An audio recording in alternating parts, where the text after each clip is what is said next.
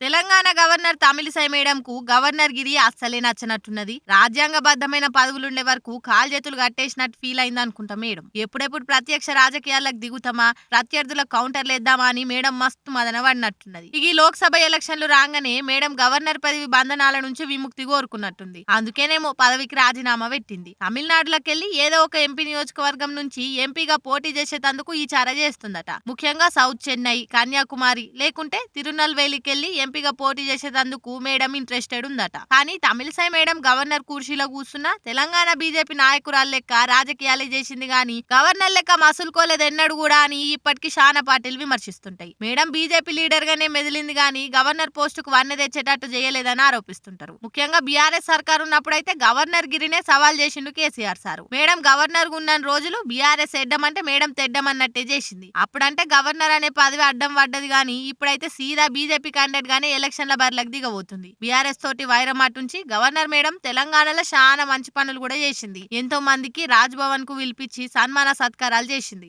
ఆడోళ్ల మీద దాడులైనప్పుడు సర్కార్ చక్కగా పట్టించుకోకుంటే మేడం గవర్నమెంట్ మీద ఆపేక్షణలు పెట్టింది. బీఆర్ఎస్ ప్రభుత్వం పక్కదోవల పోతున్నప్పుడు మేడం బ్రేకులేసింది. ప్రతిపక్షాలకు ఎప్పుడైనా గోసలు చెప్పుకునేందుకు గేట్లు తెరిచింది. ప్రభుత్వం ప్రోటోకాల్ మర్యాదలు చేయకుండా అవమానించినా కూడా సర్దుకొని పోయి రాష్ట్రం అంతా తిరిగింది. కానీ తెలంగాణ గవర్నర్ గా మేడం మంచి పేరే కమాయించిందిలే.